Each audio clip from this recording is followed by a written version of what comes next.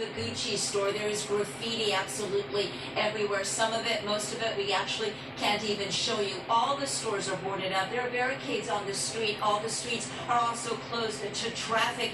And if you see that black SUV right there, that's actually private security protecting some of the stores. The store is parked in front of, we believe it's Salvatore Ferragamo. This is the Gucci store. Everything is boarded up and down the street. There's also a lot of broken glass indicating that the protest moved through here yesterday. But as I mentioned, the epicenter of the protest was the Fairfax district. Let's go to that video.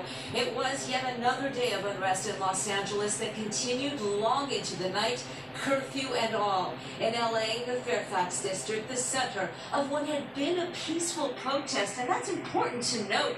This started off with thousands of people simply expressing their outrage at the death of George Floyd in Minneapolis while in police custody. It was a diverse crowd. We saw families, we saw children, all simply expressing their hurt and anger as they demanded justice and change. It was a protest, and a peaceful one, but that peace was soon shattered as some people turned to violence, setting police cars on fire, throwing bottles, breaking out storefront windows. Chaos ensued. There was looting, clothing stores, markets, vandalism everywhere, and businesses set on fire, as well as police cars. And those fires burnt throughout the night in some places because firefighters simply couldn't get in to put them out.